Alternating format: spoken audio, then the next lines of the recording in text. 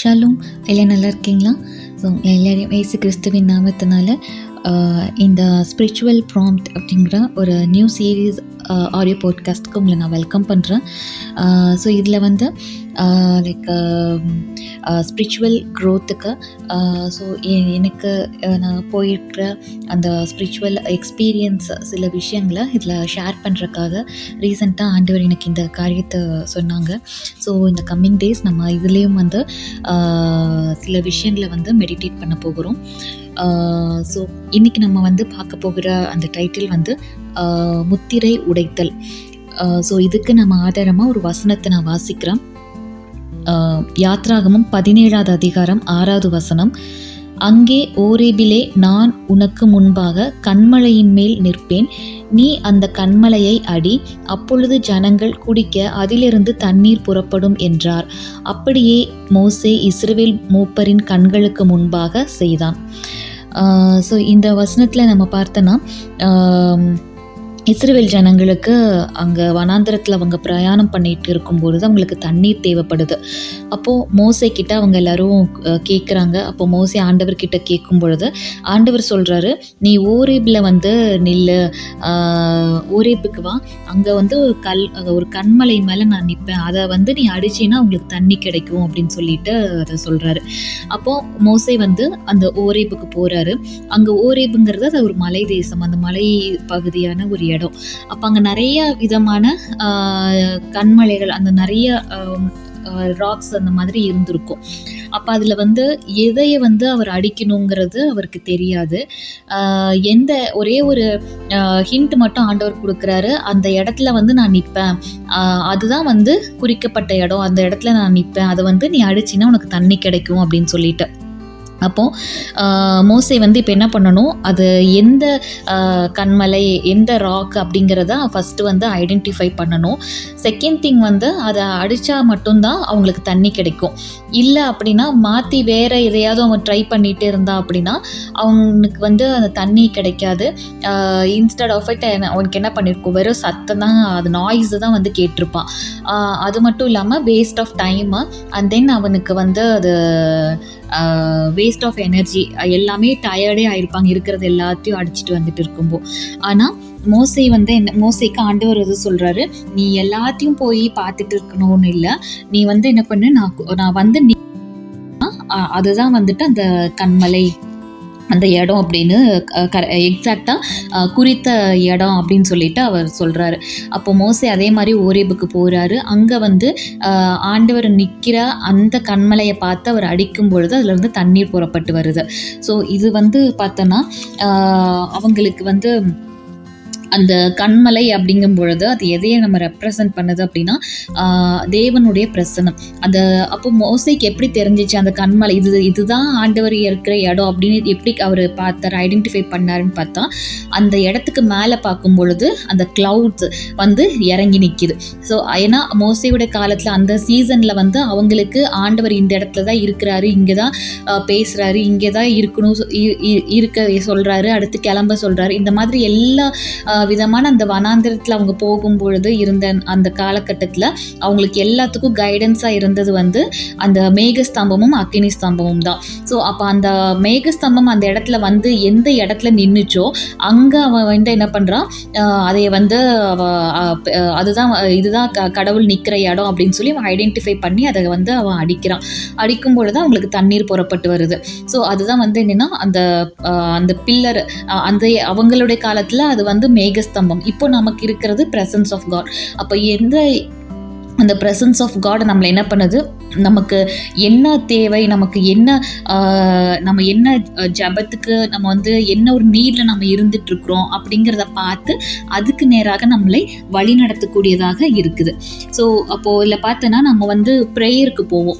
So ப்ரேயருக்கு நம்ம யூஸ்வலாக நம்ம ப்ரே பண்ணும்போது என்ன பண்ணுவோன்னா நிறைய விஷயங்களுக்கு ப்ரேயர் பாயிண்ட்ஸில் சம்டைம்ஸ் நம்ம வந்து எழுதி வச்சு நம்ம ப்ரே பண்ணுவோம். அண்ட் தென் வந்து அதுக்காக சில நேரம் நம்ம வந்து அழுது ப்ரே பண்ணுறோம், அப்புறம் புலம்புறது, உபவாசம் எடுக்கிறது, இந்த மாதிரி நிறைய ஸ்ட்ராட்டஜிஸ் வந்து நம்ம அதில் வந்து ஃபாலோ பண்ணிகிட்டே இருப்போம். அப்போ வந்து நமக்கு வேணுங்கிற ஒரு விஷயத்துக்காக நிறைய விதமான ஸ்ட்ராட்டஜிஸ் வந்து நம்ம அதில் ஃபாலோ பண்ணுறோம். ஆனால் அதுக்கு பதிலாக ஈஸியாக நம்ம வந்து ஒரு விஷயத்தை நம்ம பெற்றுக்கொள்கிறதுக்காக ஒரு ஒரு லைக் ஸ்பிரிச்சுவல் ஒரு டிப்ஸ் ஒன்று நான் சொல்கிறேன். என்னென்னா லைக் வந்து நம்ம எப்படி மோசே வந்து அவங்களுக்கு தண்ணி தேவைங்கிறது ஆண்டவருக்கு தெரிஞ்சிச்சு. அவங்களுக்கு வந்து அந்த அந்த நீடு தேவை இருக்குங்கிறத ஆண்டவர் தெரிஞ்சதுனால அவங்க கேட்கும்பொழுது ஆண்டவர் சொல்கிறாரு, நான் இந்த இடத்துல இருப்பேன், இங்கே வந்து நீ என்னை பார்த்து அந்த கண்மலை அடிச்சின்னா உங்களோட தேவைகள் வந்து சந்திக்கப்படும் சொல்லிட்டு. அப்போ அதே மாதிரி தான் நமக்கு வந்து நிறைய ஜப குறிப்புகளை வச்சு நிறைய அந்த ப்ரேயர் பாயிண்ட்ஸ் அந்த வசனங்களை எல்லாம் வச்சு பைபிளில் இருக்கிற அத்தனை வசனத்தையும் எடுத்து வச்சு நம்ம வந்து அதை அறிக்கை பண்ணி அதை நம்ம விசுவாசிச்சு நம்மளோட ப்ரேயருக்கு எதில் பதில் கிடைக்குது, எந்த வசனத்தின் மூலிமா பதில் கிடைக்க போகுது அப்படின்னு பார்த்துட்டு இருக்கிறத விட ஈஸியஸ்ட் வே நம்மளுடைய நீடு, இப்போ நமக்கு ஒரு தேவை இருக்கு அப்படிங்கும் பொழுது நம்ம ஈஸியாக அதை வந்து நமக்கு எடுத்துக்கொள்கிறதுக்கு ஃபஸ்ட்டு நம்ம ப்ரேயருக்கு நம்ம போகிறோம் அப்படின்னா ஃபர்ஸ்ட் திங் வந்து நம்ம ஸ்பிரிட்டில் வந்து கனெக்ட் ஆகிறது. ஸோ அப்போது நம்ம ப்ரேயருக்கு நம்ம ஜபத்துக்கு போய் உட்கார்ந்த உடனே சிலர் வந்து நம்ம லைக் வந்து ஒரு இது வச்சுருப்போம், அஜெண்டா ஒன்று வச்சுருப்போம். லைக் வந்து ப்ரேயராக அப்போ ஃபஸ்ட்டு நம்ம வந்து ஒரு பாட்டு பாடணும், அப்புறம் கொஞ்சம் நேரம் வந்து துதிக்கணும், அப்புறம் வந்து கொஞ்சம் நேரம் நம்ம வந்து ஆராதனைக்குள்ளே போகணும், அப்படியே கொஞ்சம் ஸ்லோவாக போகணும், அப்புறம் வந்து லைக் வந்து நிறையா அழுகணும் அல்லது இது மாதிரி நிறைய விதமான ஒரு அஜெண்டாஸ் வச்சு நம்ம அந்த ப்ரேயருக்கு இதெல்லாம் முடிச்சாட்டு கடைசியாக தான் நம்ம வந்து ப்ரேயர்கிட்ட அந்த ஆண்டவர்கிட்ட நம்மளோட ஜப குறிப்புகள் எல்லாம் சொல்லணும் இப்படின்னு ஒரு அஜெண்டா வச்சுருக்கோம். It's not like that. நம்ம வந்து நமக்கு ப்ரேயருக்கு நம்ம போன உடனே ஃபஸ்ட்டு நம்மளுடைய ஆவி வந்து ஆண்டவருடைய அந்த ஆவி கூட அது என்ன செய்யணும், கனெக்ட் ஆகணும். அப்போது நம்ம ப்ரேயரில் நீங்கள் போன உடனே just start to pray in tongues. நீங்கள் டங்ஸில் பேசும்பொழுது ஈஸியாக என்ன பண்ணுவீங்க, உங்களுடைய ஆவியும் தேவ ஆவியும் அது என்ன செய்யுது, கனெக்ட் ஆகுது. அந்த ஸ்பிரிட் வேர்ல்டில் அது கனெக்ட் ஆகும் பொழுது அப்போ அந்த கனெக்ட் ஆகிற அந்த மோமெண்ட் வந்து என்ன பண்ணுவாங்கன்னா, நம்ம என்ன சூழ்நிலையில் நம்ம இருந்துகிட்ருக்கோம், இந்த சூழ்நிலைக்கு நமக்கு என்ன வார்த்தையை கொடுக்கணும், எந்த வார்த்தையை கொடுத்தா அவங்களுக்கு அந்த அற்புதம் நடக்கும் அப்படிங்கிறத ஆண்டவர் தெரிஞ்சு என்ன செய்வார்னா ஒரு வார்த்தையை நமக்கு கொடுப்பார். ஸோ அப்போது அதுதான் வந்து பார்த்தோன்னா ஈவன் சம்டைம்ஸ் வந்து அந்த வார்த்தை வந்து ஏதாவது ஒரு வசனத்தின் மூலியமாக நமக்கு கொடுக்கலாம், ஆரல்ஸ் ஏதோ ஒரு பாட்டு மூலியமாக கொடுக்கலாம். ஸோ இதை நமக்கு கிடைச்ச உடனே அதை மட்டும் வச்சு நம்ம அறிக்கை பண்ணினா போதும். அந்த சூழ்நிலைக்கு நமக்கு வேணுங்கிற பதில் அதுதான். ஸோ நமக்கு எப்படி அந்த கண்மலையை போய் மோசையை அடித்த உடனே அவங்களுக்கு தண்ணீர் வருது, அவங்களோட தேவைகள், அவங்க சூழ்நிலை மாற்றப்படுது, அவங்களோட தேவைகள் சந்திக்கப்படுது. ஸோ அதே மாதிரி நம்ம ஸ்பிரிட்டில் கனெக்ட் ஆகும் பொழுது ஆண்டவர் நம்ம அந்த இடத்துல போய் நம்ம வந்து எதுவுமே ஜெபிக்க வேண்டாம். ஆண்டவரே இந்த மாதிரி இருக்கு, அது பண்ணணுங்க, இது பண்ணுங்க, எது நோ பெட்டிஷன். ஜஸ்ட் நம்ம என்ன பண்ணோம், நம்மளோட ஸ்பிரிட் அவர் கூட நம்ம கனெக்ட் ஆகும்பொழுது, அந்த ஸ்பிரிட் வேர்ல்டில் நம்ம கனெக்ட் ஆகும்பொழுது அந்த இடத்துல நமக்கு என்ன தேவை அப்படிங்கிறத அவர் அறிந்து நமக்கு கொடுக்கக்கூடியவராக இருக்கார். ஸோ இதுதான் நம்ம பார்த்தோன்னா மத்தேயு 6வது அதிகாரம் 7வது வசனத்தில் சொல்லப்பட்டிருக்கும். 7:8 அன்றியும் நீங்கள் ஜெபம் பண்ணும்போது அஞ்ஞானிகளைப் போல வீண் வார்த்தைகளை அளப்பாதேயுங்கள், அவர்கள் அதிக வசனிப்பினால் தங்கள் ஜெபம் கேட்கப்படும் என்று நினைக்கிறார்கள்.